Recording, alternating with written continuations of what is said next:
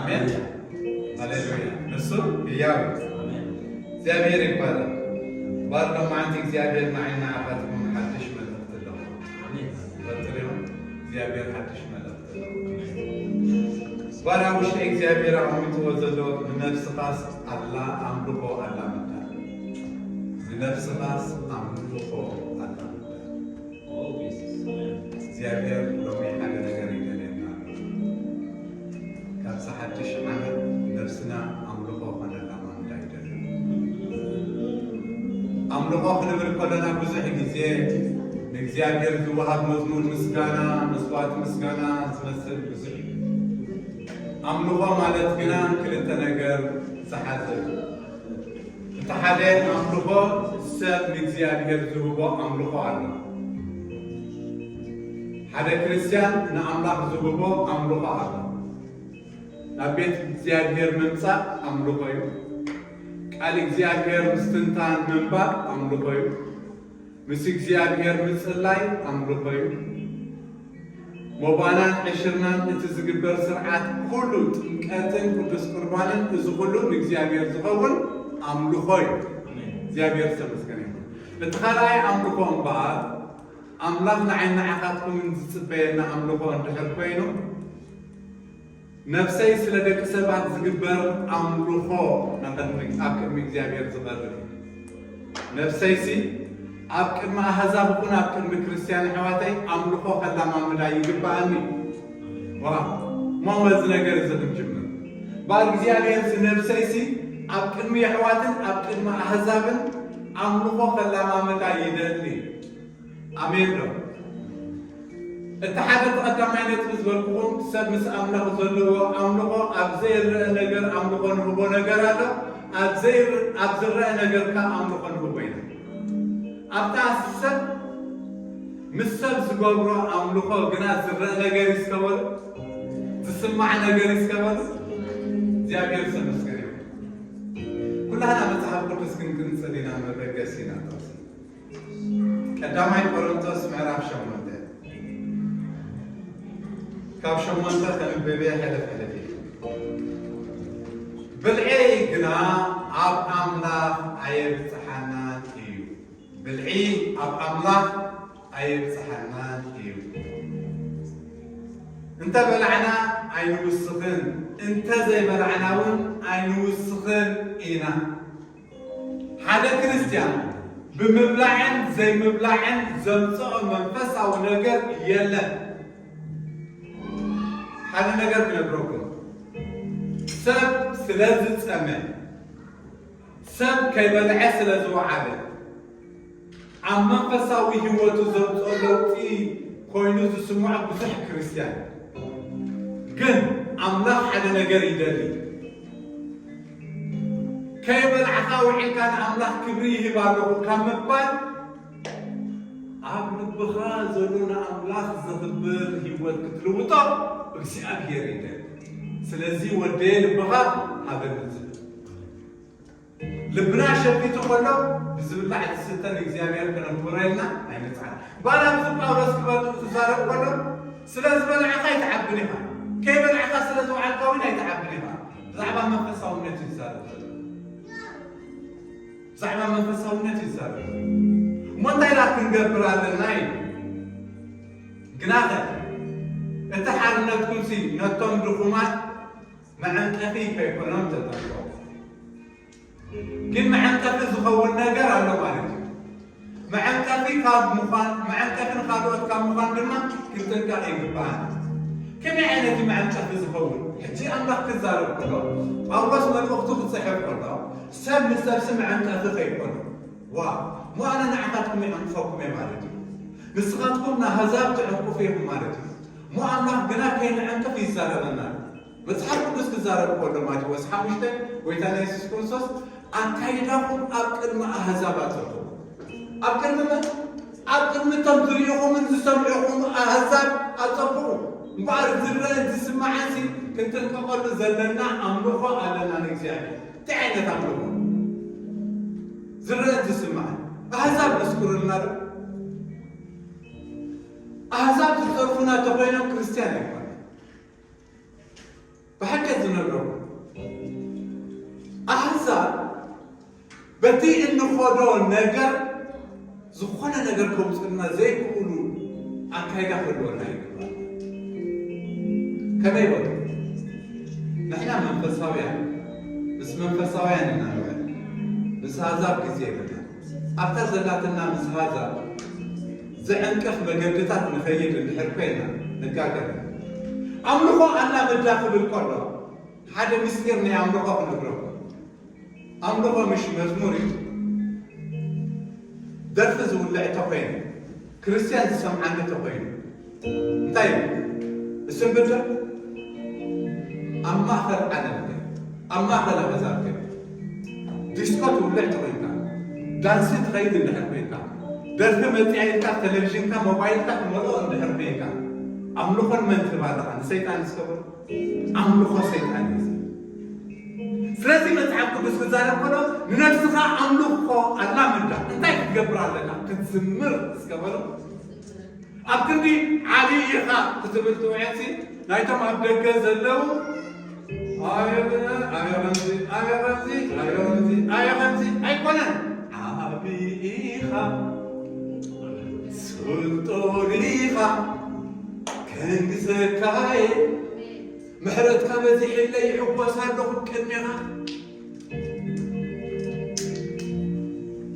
أملخهم بعض أكن سبات كن قبر ذلنا نقول فأولس كزارة قبر له حجب زتحتيه توسيع 10 سنة استغنم بها سلسلة اتبلعين حويز عنكفو انت خيلوس نحوين انت كي عنكفو نحوار كوتوسقا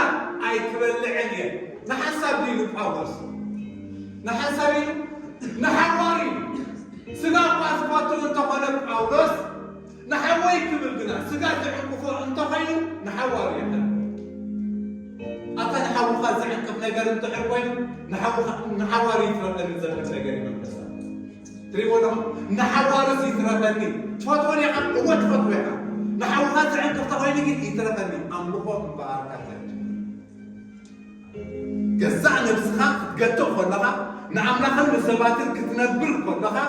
زي أملكوي بحال ديابي أرسل السنة بارك السقا نسوعي أولاد الزارات زرع أمون وسبن أمون وأملاخن أملاخن باولس كزارة وخلق سقاي كدر كاي بلاحيو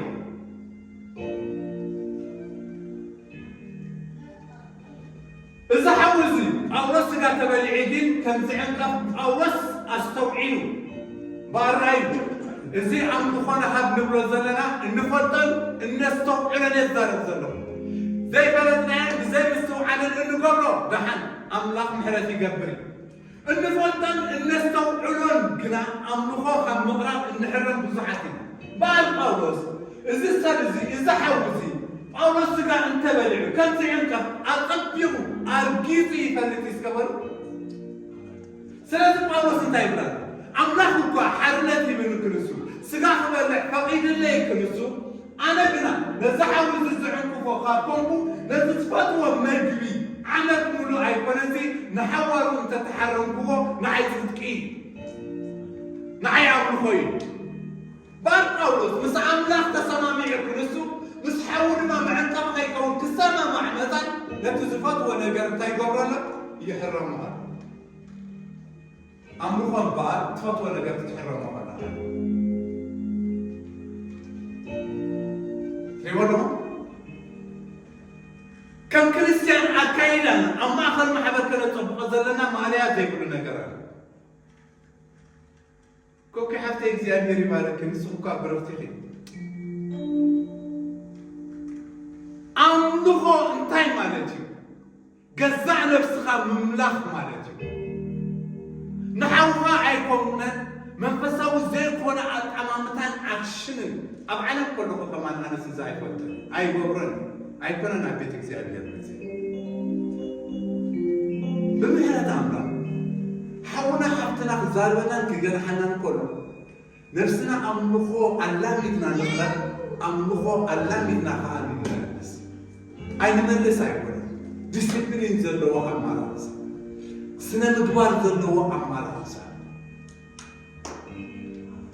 نهزاك بنودعه بنزارو بنقاسقاسو بنمخو ነገር አቤና ምንቆምጠ ነገር አምخ ከላም ላይ ይባል ሰባት ባይኮ እንቆፍ ዘይኮንስ ሰባት ባይና መንግስት አምላክ ተቆርቡ መገዲ አምخን እግዚአብሔር ሆኖ ይባል እግዚአብሔር ተመስገን ይሁን ባለ ዝክርተ መገዲና ለማዓት ነው አምላካው ባህሪ ምስደቅ ሰባት እዛ አምልኮ አምላካው ባህሪ ምስደቅ ሰባት አነ ንስኻትኩም አምላካው ባህሪ ክነብር እግዚአብሔር ይደረጋ ዛ አምላካው ባህሪ ተመይዝ በለት ጳውሎስ ግዛረው ኮለ ግርም ይርጽሕልና ከላይ ጢሞቴዎስ ኩላትና ነው እዛ አምልኮ እግዚአብሔር ተመስገን ይሁን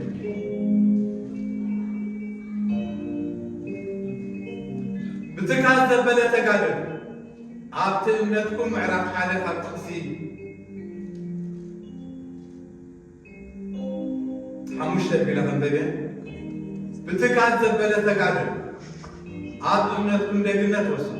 عبت دقناتكم فتلات عبت فتلات كامبتاع رزقا عبت مبتاع رزقا جماع عقلي عبت عقلون فرهات اكتيابير عبت فرهات اكتيابير جماع مفكار حوال عبت مفكار حوال فغرين كله السب إزتايو عملو خي يسكبر العوقة قزع نفسها بالتعوين عملو خي قزع نفسها كي قطعها عقلي كي قبرك بفقري كي تمتك عملو خي تقبرك بار عملو خي سنتايو برهاتك زيابيري لوانا بار برهاتك زيابيري سعملو خي لأملاح مفرح مملاحي مفكار حواتك عملو خي بعد مفكار كل سبكة عملو خي بعد زتصلوهم 7 مليون ولا يكون تتصلوا سبكين حدا كله زعموا طيب زتصلوهم 7 ولا مليون هذا تتصلوا سبكين حدا كله البريس بالناي مصحف قدس قديتهم قبل زمان زيادة سمسكين سيدنا يسوع كريستوس قال خبتي أماتي بس معرف حمشته نايكرن سبكة السبكة سبكة اللي حرقينه بس خدكم برهانكم أنا تاي برهان أكرن زنا برهان كتخوّل لا يتخلى أماتي أنتي كله بس خدكم أفضل ما تنتحرانهم أنا معخدكم أيريكم أنا عبران انتحرانهم قلنا أفضل ما زلوا كل سنة عينتا يتكررني صبوك يا ريزن ببن صبوك يا ريزن سلسل احنا برهان النحر كينا أبتزتن بتنقر كنبره انتقينا مجمرتا نفسي أمرخو خلا ما مدخل على مدري زابرون نفتالين بعد ديناموت زنبر هزبي قويتا يسوس كريستوس مسمته قال كيف زارب مسحالته برهان وصاته سلمان زنبرت زغطت برهان أبينير أبويتانير أنا نسفاتكم من سلمان زغطت حيل زلنا نيجزيابير ترجع له أبانا ومونتاير أكيدهم أكل ما هذا أتصل إذا ترى أنا نسفاتكم من طعمنا عالمنا عالم سنة عين عقدكم تدرينا هررت منه سلامتك شو يسكبر مقرد زلنا هزبينا عالم زي بعنا سكونت بس خدكم شو يقول شو زي من المدرسي مدرسي تايب تخوني نوي تقحافي أنا نسخدكم من زي بالله عالم تقحافي سلا حاجة هذا كمل بزول ختمات العب الله سلا زل سلا زمن برقينا يمزلنا أنا نسخدكم من سلا زلنا سقابتا الدرت جزيت حدث بارك يا أمير كسارة كله أكاينهم أبكر ما حسابات صرفوا كرينا خلوا سباسي بمن بساو قدسنا زمانا للسبت وحينا نعم أكبر الخبير كبرت رأيك ما يكون أملاك تاخذ فترة الصعبان بمن باسي نقول تاخذ الصعبوة ونقبر وجعلنا سخونا أكايلا نابرا ህይወትና መንፈሳውነት ዘይኮነ ኣብ ቅድሚኦም ንማላለስ እንድሕር ኮይና ከምዚ ይብሉና ነግረኩም ንዓና ንስኻትኩም ዘይትሰምዑ ክትኾኑ ትኽእሉ እዮም እዚ ስኸማኻትኩም ኣይኮነን እዚ ኩሉ ዝሓዋውሱ ኩሉ እንታይ ዝገብር ዝሓዋውሱ እዚ ሰብ እዚ እንታይ ዝገብር ኣብ ቤት ኣምላኽ ክመፅእ ከሎ ሃሌሉያ ክብሪ ንስምካ ሃሌሉያ ክብሪ ንስምካ ገዙ ምስ ከደረ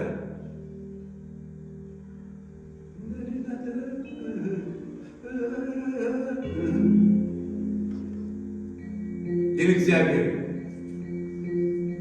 ኣብ ገዛኻ ዕፀለት ብስውር ዘሎ ኣቦኻ እንታይ ክበራ ለምና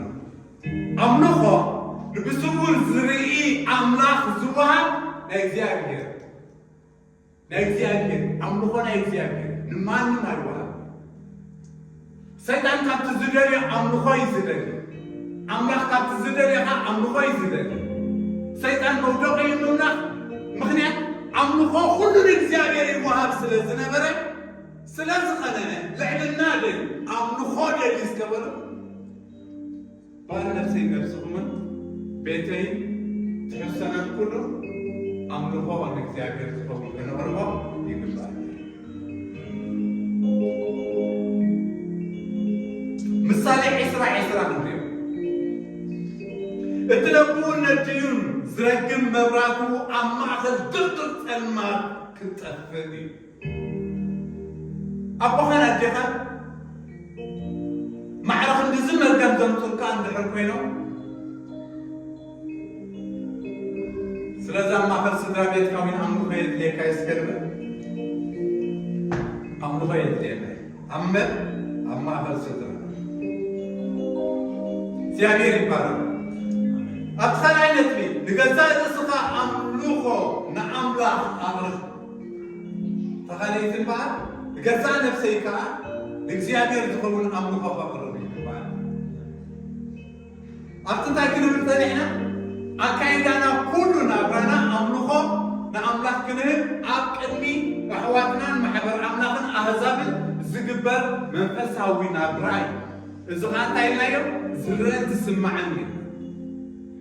ኣብዚ ነፍሰይ ንኣምላኽ ኣምልኾ ከላምዳ ዘለና ነገር ግን ክልተ ነገር ዝርአ ዝስማዕ ዘይርአ ዝርአ ዝስማዕ ዘይርአ ኣብቲኣ ክልተ የለኩም ሰባት ዝርአን ዝስማዐን ምስ ኣምላኽ ግና ዝርአን ዝስማዐን ዘይርአን መን ጥራይ ዝርዮ ኣምላኸይን ኣምላኹ መን ጥራይ ዝርዮ ኣምልኾ ንሕና ኩላትና እዚኣ ብሰሙ እንታይ ዓይነት መንፈሳዊ ኣካይዳ ነርና እንታይ ዓይነት ኣምልኾ ፈፂምና ናብ ዝመፂና ኣምላኽ ጥራይ ዝርዮ ወላ ሓደ ነገር ኣምልኾ ከይገበርና እንድሕር መፂና ኣብዚ ኣምላኽ ይብሎ ንኣምላኽ ኣምልኾ ዝሃበ ሰብ ኣብዚ ዝመፀኻ ኣምላኽ ይወድ ንሕና ኩላትና ግን ኣይተራእና ኣይሰምዓናን ድማ ሓቂ ክትፅልይ ይረኣኹኹም ከተንብቡ ይረኣኹኹም ክትዝምሩ ይረኣኹኹም ክትወድቁ ቅድሚ እግዚኣብሔር ክትበኺ ስለ ህዝብኹምን ስለ ማሕበርኩምን ስለ ኣገልገልትኹምን ስለ ኣሕዋትኩምን ኣይረኣኹኹም ግን እታ ሳልሰይቲ ነጥቢ ሓይሊ ናይ እግዚኣብሔር ብስውር ዝርኢ ኣምላኽ ምልኡ ኣምልኾ መሃብ ነፍሰይ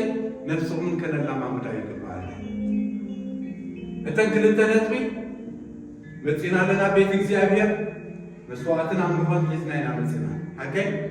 እዚ ዝርአ ዝስማዕ ክትዝምሩ ፀኒሕኩም ክትፅልዩ ፀኒሕኩም ቃል ኣምላኽ ካብ ዝተሰብ ከለኻ ንሰማዓልና እዛ ኣምልኾ ግን ኣምላኽ ሕለፍ ዝበለ ኣምልኾ ንዓይና ኣሕዋትኩም ንደልየሉ ርግፅ ዝብለኩም ዘለኹ ዝባለ እዚ ኣብ ውሽጠይ ብጣዕሚ ንዓይፈይስብ እንታይ እዩ ኣምልኾ ኣብ ቤት እግዚኣብሔር ሒዝካ ክትመፅእ ዘለካ ኣምልኾ ኣሎ መጀመርታ ክትብገስ ከለኻ ስለ ቀዳም ዲና ንመፅእ ዘለና ኣሕዋተይ ሓደ ነገር ተናገርኩም ኣምልኾ ኣብ ውሽጥኻ ዝቕኒ ዝቃነ ማንም ሰብ ዘይወስደልካ እዩ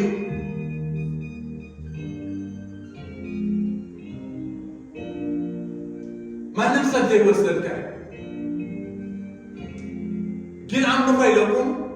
ዝረን ዝስማዕን ሓደር ነገር ካስውር ነገር ለአምላኽ ጥራይ ዝኸውን አምላኽ ጥራይ ድማ ዝፈጥር ነገር አምላኽ እቲ ህይወት እዚ ከንዕርዮ ይደገና አምልኮና ክንቅይር አምልኮና አምላኽ እንታይ ናብ ቤት እግዚአብሔር ምምፃእ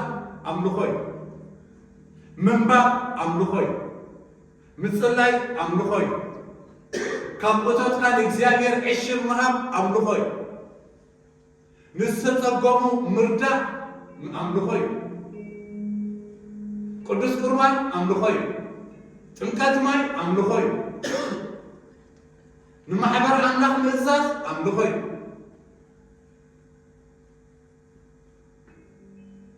ባል ማርያ ዘይብሉ አምልኮ እዩ ዘለና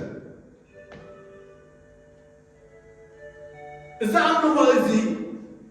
ናብ ቤት እግዚአብሔር ምስ መጽና ንሕና ንረኽቦ ነገር ዘይኮነስ ንአምላኽ ሒዝናዮ እንመጽእ አምልኮ ይባል እዚ ካባይ ናብ እግዚአብሔር ክቐርብ ዘለዎ አምልኮ እዩ ካባይ ናብ እግዚአብሔር ክቐርብ ካባኻኩም ናብ እግዚአብሔር ክቐርብ ዘሎ አምልኮ እዩ እግዚአብሔር ወጢት ሪኻ ቤተይ ናብ ዝነዓቐ ኢሉ ስዒብ እምፂኡ ከምኡ እምፂኡ ውሽጢ ልብኹም የምተደፊኹ ናብ ቤት እግዚአብሔር መጽኡ ሓቀ ነቲ ዘፍቀረኩም ስለኹምን ስለ ዓለምን ድማ ህይወቱ ብቻ ዝሃበ ጎይታና መድሓኒትና ኢየሱስ ክርስቶስ ፍቅሪ ስዒብና ብዝመጽእ ሓቀ ማንም ሰብ ብሓይሊ ዝመጽእ ሰብ የለን ብፍቅሪ ክርስቶስ ተማሪኽና እዩ እዚ ሕጂ ሓደ እንታይ እዩ አምልኮ እዩ እግዚአብሔር ተመስገን ይሁን ስለዚ ጳውሎስ ክዛረብ ከሎ ንጢሞቴዎስ ቀዳማይ ጢሞቴዎስ ምዕራፍ 4 ካብ 7 እስካብ 8 ዘሎ ከምዚ ይብሎ ግናኸ ንነገር ቅለትን ንዕላል አንስትን ካባኻ አርሕብ ኣብ ህይወትካ ኣብ ቤትካ መንፈሳዊ ዕዮን አገልግሎትን ክትገብር ኢኻ ትቕድሚ ቀዳም ምስ ተመለስካ ብየማንካን ፀጋምካን ዘለዉ ንኣምላኽ ክብሪ ዘይህቡ ሰባት ተኣኪብካ ተሓምን ተብልን እንድሕር ኮንካ መንፈስ ቅዱስ ዝጉየሉ ነገር ናብራ ክትመላለስ እንተኮንካ አምልኮ ተሪፉና አምልኮ እምበኣር ካብ ገዛ ህይወትካ ዝጅምር ስርዓት ሻዕ ከምዚ ኢሉ ንርእስኻ ግና አምልኮ ኣላምዳ ንርእስኻ ኣብ ከባቢኻ ከምኡ ዓይነት ሰባት ኩሉ ይኹን የብሉ ኣይገርመኩምን ከባቢኻ ስለ ዝገበሮ ክትገብሮ የብልካን እዩ ዝብል ዘሎ ክንደይ ደፋራት እንተረኣኻስ ኣይትድፈሪ ዝብል ዘሎ ክንደይ ሓበይቲ እንተረኣኻስ ኣብ ናቶም ህርብ ኣይትበል ኣብ መዓዶም ኣለኻ ንስኻ ግና ኣይትግበሮ ኣይትፀንበሮ ንሕና ነቲ ክፉእ ኣምልኮ ዘይኮነ ንእግዚአብሔር አምልኮ ከመይ ከሓሚተ ርኢኻ ናይ ኣምላኽ ሰብ ስለ ዝኾንካ እዚ በረኸትና ዘጥፊሉ መርገም ዘምጽኡ ኢለዎ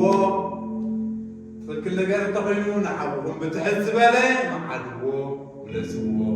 ግንሕዎ እዚ ድማ ኣምልኮ እዩ ኣብ ክንዲ ትሓሚ ኣብ ክንዲ ትውንጅል ኣምልኮ ትፍፅም ቁፅሪ 8 ከምዚ ኢሎ እቲ ስጋዊ ምልምማድ ንቁሩብ ነገር እዩ ዝጠቅም ኣምልኮ ግና ንኩሉ ይጠቅም ነዛ ሕጂ ዘላ ህይወት እዚኣን ነታ እትመፅእኻ ተስፋ እምበር ኣምልኮ ሲ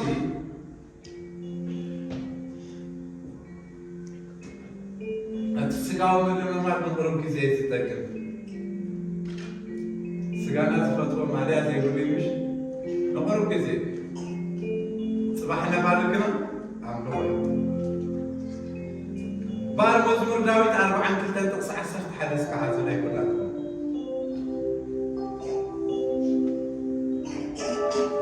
نفسي نمنتاي تجهي نمنتاي سي أوشتاي تروتني الله بار أملوه نخيت هبت قبل كان نجار حدا نجار ወይ ድማ ኣምልኮ ከምቲ ዝግባእ ከተቕርብ ዝገብረካ ሓደ ነገር እዩ ውሽጣዊ ለውጢ ዝገበሎ ሰብ ውሽጡ ከይተለወጠ ትክክለኛ ዝኾነ ኣምልኮ ንእግዚአብሔር ከቕርብ ኣይክእልን ሰብ ውሽጡ እንድሕር ተቐይሩ እኳ ትክክለኛ ዝኾነ ኣምልኮ ቀሊል እዩ ምክንያቱ መንፈሳውነት ከውሽጢ ዝመጽእ ንደገ ስለዚህ መንፈሳውነት ከመይ ይመጽእ ብለና ከውሽጢ ናብ ደገ ዝመጽእ ነገር አምልኾና አምላክ ተኮይኑ ናይ ምልአት ናይ ውሽጢ ኢኻ ንደገ ትህብ አምልኾ ስጋዊ ነገር ተኮይኑ ናይ ውሽጢኻ ምልአት ኢኻ ትህብ ስለዚህ ዳዊት ኣብ ውሽጡ ዝርብሻ ነገር ነይሩ ግን ዳዊት ከምዚ ነፍሴ ንምንታይ ኣብ ውሽጠይ ኮይንክ ስትህውኽኒ ሓደ ነገር ክትገብርለኪ ኢልዋ ነቲ ኩሉ ዝኽእል ኣምላክ ክፀባበየ የለኪ ምፅባይ እምበኣር ማለትካ ኣምልኾ እዩ እግዚኣብሔር ዝተመስገነ ይኹን እግዚኣብሔር ይኽእል ኣብ ነገራት ኢልካ ምፅባይ ኣምልኾ እዩ ዳዊት በይኑ ክሳዕ ዝፀበቦ ግዜ ነይሩ ግን መን እቲ ንጎልያት ዘውደቐ ዳዊት ማለት ወንቲ ሓያል ትመራሒ ምን ሓደ ግዜ ሲ ፅብቅ ዝብሎ ግዜ ክህሉ ይኽእል ዛፅዋ እዚኣ ትከኣልቲ ኮይናስ ካባይ ትሕለት ዝበላ ጎይታ ፅብቅ ዝበለቶ ግዜ እኳ ነይራ ግን ሓደ ነገር እዩ ፍቓድ ሓደ ኣምላኽ ፍቓድ ዘይሲ ኣይኹን ፍቓድ ኣምላኽ ምግባር እምበኣር ኣምልኾ እዩ እግዚኣብሔር ዝተመስገነ ይኹን ሓሳብ እግዚኣብሔር ምግባር እንታይ እዩ ኣምልኾ እዩ ስለዚ ነፍስኻ ክትርብሸካ ኮላ ነፍሰይ እቲ ኣምልኾ ተለማመዲ ብእግዚኣብሔር ኣምላክ ተፀባበይ እዩ ካብቲ ፍቓድ ኣምላኽ ዝኾነ ነገር ኣይትውፅኢ እዚ እምበኣር እንታይ እዩ ኣምልኾ እዩ እግዚአብሔር ተመስገነ ይሁን አምልኮ እዩ ባሪ እግዚአብሔር ሓደ ነገር ይደልየና ብናይና አኻቱ እንታይ ኢልና አምልኮ ዝረአዩ ዝስማዑ ኢልና ኣማኸልና ናምላ ድማ ዝረአን ዝስማዕን ደቂ ሰባት ድማ ዘይርእይዎ ዝወሃብ ኣምልኮ ኢልና ሕጂ ኣምላኽ ሓደ ነጥቢ ክዛረበና ደሊሉ ካልኣይ ጢሞቴዎስ ምዕራፍ 2:15 ገጽ ካልኣይ ጢሞቴዎስ 2:15 ንርእስኻ እቲ ቃል ሓቂ ብቕንዕና ዘማቕል ዘሕፍር ዘይብሉ ፍቱን ዓያይ ጌርካ ንኣምላኽ ከተርእዮ ፀዓር ንመን ከተርእዮ ፀዓር እግዚአብሔር ተመስገን ይሁን ንኣምላኽ ከተርእዮ ፀዓር እምበኣር ንኣምላኽ ከነርእዮ ዘለና ኣምልኾ ኣምልኾ መንፈሳዊ ኣካይዳ እግዚአብሔር ተመስገን ይሁን ኣይገርመኩምን ንኣምላኽ ከርእዮ እየሲ ክፅዕር ኣለኒ ማለት እዩ መንፈሳዊ ዋ ሓደ ነገር ክነግረኩም ኣብ ስራሕ ደሞዝ ክውሰበኩም ዲኹም ዋላ ሓላፍናትኩም መቸም ክፈትወና እሱ ክመፅእ ከሎ ዜላ ኣክሽን ኢና ንገብር ዜላ ክንሰርሕ ኢና ንፍትሕ እሱ ጥዊት ኢሉ ሓደ ኣንጎሎ ግን ሃብክያት ምዃንና ኩላና ንፈልጣ ኢና ከምታ እሱ ምሳና ደው ኢሉ ከሎ ዘላ ምንቅስቓስ ኣይንንቀሳቐስ ግን እግዚኣብሔር ክዛረብ ከሎ እንታይ እዩ እዚ ንኣምላክካ ኣብዩ ንመን ንኣምላኸይ ከርእዮ ክፅዕር ረብ ጳውሎስ ከምዚ ኢሉ ፀዓር ንመን ከተርእዮ ክፅዕር ንኣምላክካ ከተርእዮ ፀዓር እፈለቲ ኣምላኽና እቲ ደቀቕቲ ነገራት ዋላ ንዓየ ነገር ይፈልጥ ይፈልጥ ግን ጳውሎስ ክዛረብ ከሎ ፀዓር ብሓይሊ ፀዓር ብሓይሊ ገድል እንታይ ግበር ፀዓር ዋው ፅበብ ኣብ ዝበለካ ፀዓር ንእግዚኣብሔር ከተገልግል ጭንቅ ኣብ ዝበለካ ፀዓር ንእግዚኣብሔር ከተገልግል በይልካ ዝተረፍካዮ ፀዓር ንእግዚኣብሔር ከተገልግል ኣርእየ እግዚአብሔር ተመስገን እዚ ዝገብር ሰብ ባህሪ ንብሎ እግዚአብሔር ኣምላኽ ከምዚ ይብሎ እዚ ከምዚ ዓይነት ሰብ ኣብ ከረን ቅድስና ይነብር እዩ እዚ ከምዚ ዓይነት ሰብ ኣብ ከረን ቅድስና ይነብር እዩ ኣብ ማእኸል ህያውያን ይነብር እዩ ኣብ ስፍራ ቅዱሳን መላእኽቲ ዝነብርዎ ይነብር እዩ ኣብ ታሕቲ ይበለ ኣብ ከረን ቅድስና እዩ ኣብ ከረን ቅድስና ክንነብር ትደልዩ ከረን ቅድስና ናይ ኣምልኾ ቦታ እዩ ሓደ ነገር ክንብረሉ ከረን ቅድስና كريتيو يمان سكام دابل كاتقولر كرن قدسنا بوتي يكون كرن قدسنا نعمل خبوتاي سكنبر كلها كرن قدسنا نعمل خبوتاي بارك سيابير بزارب كلها نحن ليلة تقرمنا مزمور داود 15 مزمور داود 15 خاطر صحة سكار 15 وسيابير عبد القان كذا حدر منيو عبدغرن قدسنا غاز نبر منيو من إذا حتى الزلزل واو ما بس إجابة بمجد داود كيري الزلزل عبدغرن قدسنا غاز فراز اللوو عبدغرن محدر كابوتاز اللوو كم إذا عن الزلزل أنا أروك نبر يدلع له كم إذا مثل السبي خمسه زقد دسائلكم دسائلكم لكم وارسي عبيرينو عبد القان كذا حدر من أبتغرن قدسنا هذا نبر كمن رانا محرة الورل اسكا محرة الورل بيدون نفسي أملوها عبد الله سنة حياة بيقول كنا نلعب مع مدرسة حواتي بحكم كيف كم زي الوقت تصلته اتبقى العناز المالس تتقز قبل بلقو حق إز الزهرب بلسانو زي حمي نمحذو قلب فوق زي قبرو نبتسعيو زي صرفو التطيف نعوق وين زرعيون في الرحال اكزيابير قنا زخبرو نفرحتي اكزيابير قنا زخبرو زقلو اكو عن تقنت نتزم حلالو زي المطر زقلو اكو عن تقنت نزم حلالو نقر زي المطر مش كمتي لنا بقى خمسة مكبرين كلها نزاربوش نمنينا نزاربو الجامعة إخزيابير سبات الزرارة وإخزيابير تسألين يسمع ما مشكلة ها؟ أكن إخزيابير ماليات يقولوا كيران زعتنا يوم زي بتقولوا ماليات يقولوا يوجي زلنا كن إخزيابير تنزلنا كالات سيحفون كأمنا كاي بشركة كأمنا إني فرز ودي سيحفون ذات أمنا كي دري عصرت عمتا فرز لتري واسد سنة أتى مع زيارة المنن مشكل منن كان خلاص كتب كسعبك كهبك عطاو بيت زيابير كروبري أبي أنا زيابير يحتد بارا بزارة كله زوجنا أكو عن تقولنا نتزم حالة زين وزحكي زين هذا قال زياب سكر نسمع حكينا ما فسونا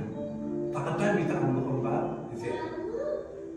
زقول أقوكا ونسو نعم راح كتب الكلام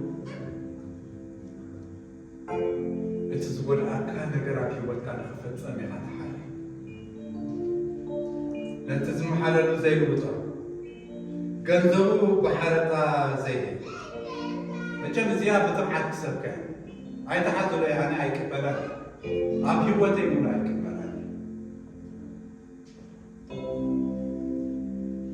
كابزي مكينا غير كان حوقا بيل سلازم صحايو كنزل تقبل الحرام لها قنكا حرتاي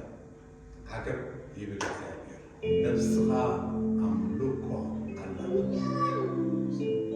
زلكا زبلن حوقا تحكس كتماقل أملوكو كندينا زينا خاب حونا خاب حفتنا نحرق أزبنا كنزل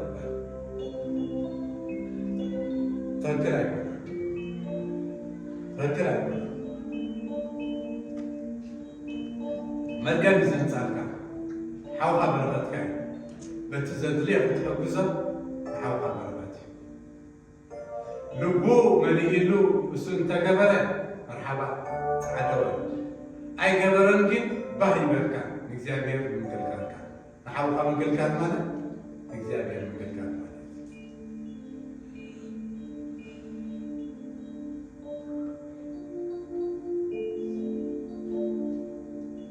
التخمس تقبل سي نزل عالم عين ناس إذا خمس عينات تقبل سب نزل عالم عين ناس سلام انتهي زينا نزل عالم إذا خمس عينات سبابي يزنبر له أبكر القدسنا هاليلويا أبكر القدسنا እግዚአብሔር من نواط يله إذا خمس عينات سبسيلو إذا خمس عينات أمخو أمدري كهب تتصلح السبسي أبكر القدسنا እግዚአብሔር يزنبر سلام نفس انتهي عيتنا وزنيا كندينا فينا مدر مشنا قال أمخو نفسنا يتلعب عمدر بالنريا بالنسمع نجنا سبعة جنّا جن بس خمسة عين السب كم عين الكاركتر ذلوا وسبسي نفس عيت جنّا أنت من تاي وقت صحابة وسيابة أكرر كبسنا هذا حد المني تبر داوسي بس خمسة عين زعم سلسبيو شتايو إذا سب الزغل هو نفس عيت جنّا أنت من تاي أقولون እግዚአብሔር ይዘሉ ተስፉ ትጥቢቱ ኃይሉ ናቡ ዓመታቱ ሁሉ ለእግዚአብሔር ዘሃበሰ አምኾን ማን እግዚአብሔር ዘሃበሰ እግዚአብሔር ሰምሰል ባለማት እግዚአብሔር ወዳና ተዛሪበና አምኾና ተስተኻኸለ እግዚአብሔር ዘሃበሰ آمين. أملكنا استفاقة الزيابير يدلنا. آمين. أما أخذنا أملكنا كنستفاقة الزيابير يدلنا. أبيتنا أملكنا كنستفاقة الزيابير يدلنا. أبزرع أحزاب عالم أملكنا كنستفاقة الزيابير يدلنا. على هكذا نقول. منفسا وتمرتسل.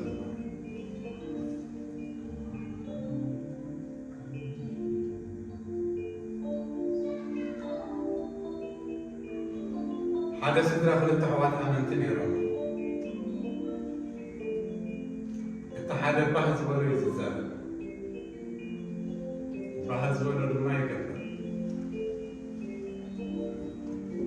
دليل سمعتاتهم بزي زخونا نقر نقتي فمدليل يزفنون. هذا حاول ما فكرني. فورتبت ما أسيس الجنة حولي. سلباسي أقدر كنت ما يفهم. أنتم سدرا كنت لما إذا حدا حاول عزيز شغلت له. تحرقنا يكشن. سلسلتهم حرقين. ودعت سمعون له. إمنتهم سيحة. إمنتنا حدث. تقويتا زعمونو أبس مدرز وقولو النتنا نسري مو قويتا بقنحواتي يذكري معك كافر ما يقول أبويو اتزهب كان كله حقوه لساتهم دما توقر قويتا مدر معك كافر كمتي أبو زلافة قومي وأقوله كالكاكم ساتو زماتا